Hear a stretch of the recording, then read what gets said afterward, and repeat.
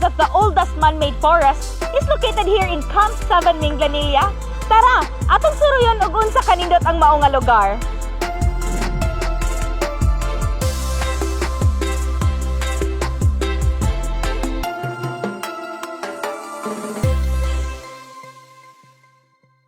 Taon na ko nung kuaran ni kukugnan. Kana bang mga sagbot ra ba? Sa kaniadto, ang man-made forest gibuhat para sa seedlings, mga pagtanom sa atong gobyerno.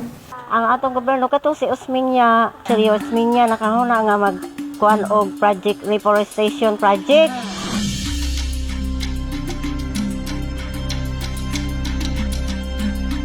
Ang kanang kampo mao nang man-made forest niya, giyanggaan lang kampo.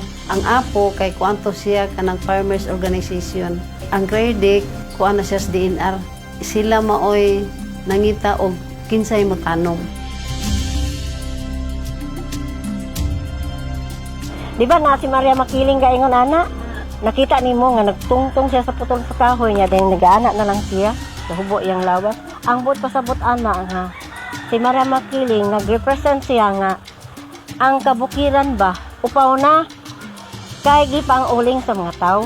Mao na nga nagmantinin na lang siya og tandam.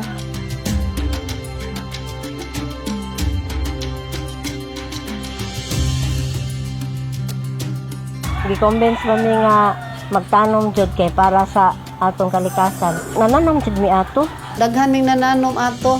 Ang among adlaw ato 12 pesos 1973. Ang gitanom namo nara, mahogani, tiik, jamelina, hangtod karon napaghapoy nananom.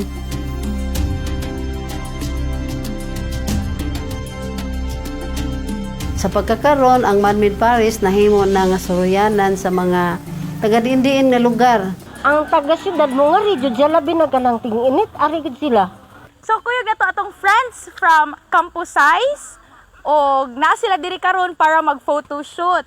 We chose man-made forest para sa photoshoot kay nindot siya nya ang ambience sa lugar, nindot ang view. So ideal siya sa photoshoot for babies kay bugnaw, relax ra sad ang mga bata, dili gid siya init. Ang ma-speak sa mga bisita dinhi sa atong man-made forest, una mao jud ang kabugnaw. Ug ang kanindot sa palibot. Ug na may problema wa jud kay bugnaw man. Ang mga tao sa diri sad man dito.